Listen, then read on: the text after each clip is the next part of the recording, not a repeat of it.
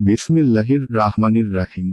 সূরা আল মুলক, আয়াত ৩। তিনি সৃষ্টি করেছেন স্তরে স্তরে সত্তাকার। দয়াময় আল্লাহর সৃষ্টিতে তুমি কোনো খুঁত দেখতে পাবে না। আবার দেখো, কোনো ত্রুটি দেখতে পাও কি? আয়াতের তাফসীর। তিনি সৃষ্টি করেছেন স্তরে স্তরে সাত আকাশ। দয়াময় আল্লাহর সৃষ্টিতে তুমি কোনো খুঁত দেখতে পাবে না।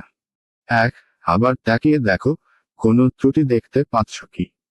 ২ অর্থাৎ তাতে কোনো অসামঞ্জস্য, কোনো বক্রতা এবং কোনো ত্রুটি ও খুঁত নেই। বরং তাকে একেবারে সোজা ও সমতল বানানো হয়েছে। যা এ কথা প্রমাণ করে যে এসবের সৃষ্টিকর্তা হলেন কেবল একজন, একাধিক নয়। ২ কখনো কখনো এমন হয় যে দ্বিতীয়বার ভালোভাবে লক্ষ্য করলে কোনো ঘাটতি বা দোষ ত্রুটি পরিলক্ষিত হয়। তাই মহান আল্লাহ আহ্বান করছেন যে তোমরা বারবার দৃষ্টিপাত করে দেখো, তাতে কোনো ছিদ্র বা ফাটল পাও কিনা। আয়াত ৪।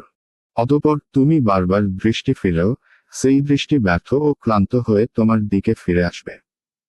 আয়াতের তাফসীর। অতঃপর তুমি বারবার দৃষ্টি ফিরেও, সেই দৃষ্টি ব্যর্থ ও ক্লান্ত হয়ে তোমার দিকে ফিরে আসবে।